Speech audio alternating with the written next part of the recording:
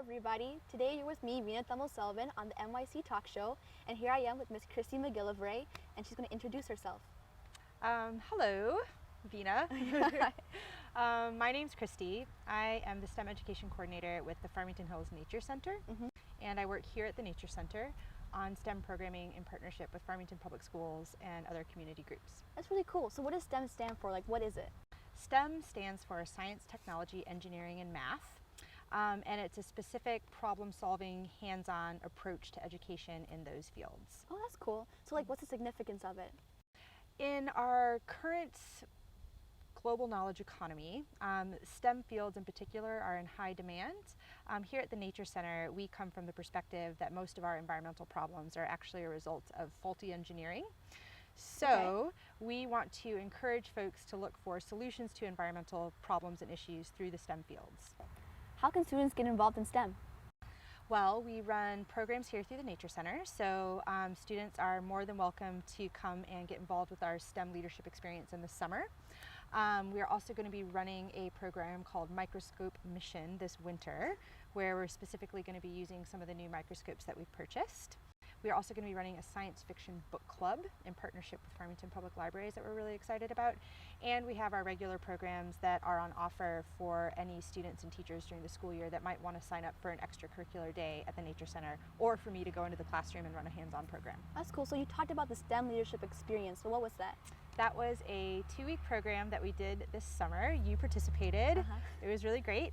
We worked in partnership with Michigan State University, Lawrence Tech, and also Oakland Community College. We did field work and data analysis using samples from here in the park. We did a robotics workshop led by robotics teams, like your robotics team, and that was really fun. We had a day at Lawrence Tech doing introduction to engineering programs and classes. That was really fun. So we did a variety of activities from lots of different fields to give students an idea of all the different directions they could go in the STEM fields.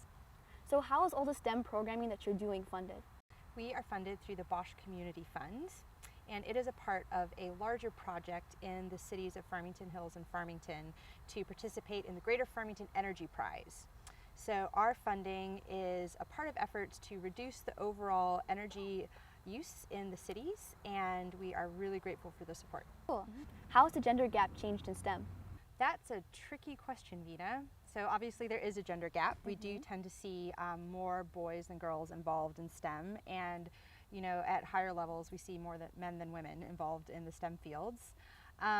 So it's a matter of getting girls excited in the STEM fields and participating in the fields, of course, but it's also changing institutional cultures and changing the way that boys and men interact with women in the STEM fields. So the sooner that we can start encouraging that cultural shift and encouraging girls to excel in these fields and also encouraging boys and men to support them, hopefully we'll see bigger changes down the line. What do you think one misconception about STEM is? That it's just about computer programming and it's only for nerds. I think that there are a lot of different applications for the STEM disciplines, and even my own conceptions of STEM has changed. For example, in the engineering workshop that we did with Andy Gearhart, Dr. Gearhart from Lawrence Tech University, I was really impressed with the creativity involved with the problem-solving exercises that he did with students. That's cool. So I just thought it was really just out of left field and creative and interesting. And it definitely even changed my perception of what going into the field would look like. So you just said before that STEM isn't just confined to one discipline. What do you mean by that? Well, it is science, technology, engineering, and math. So you know, you have all the sciences.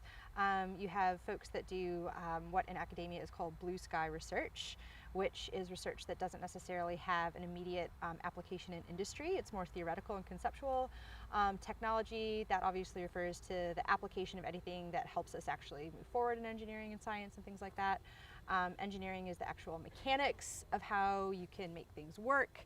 And math is the language we use to explain the universe and all these different fields. So is STEM just for engineers? Absolutely not. It's for, like you've mentioned before, it's for people that are interested in health sciences, it's for people that are interested in real-world applications. Obviously, at the Nature Center here, we're really interested in folks that are want to explore environmental solutions to problems. So, yeah, it's for anyone who's interested in any aspect of those disciplines. Cool. Is there anything you want to add about STEM?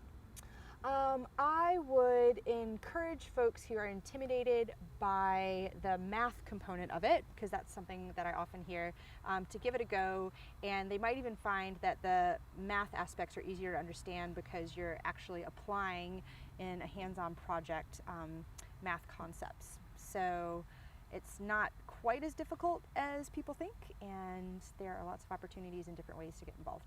Thank you so much for talking with us today, Ms. McGillivray. And for all our viewers, thank you for watching, and wait for the next installment of the MYC Youth Show.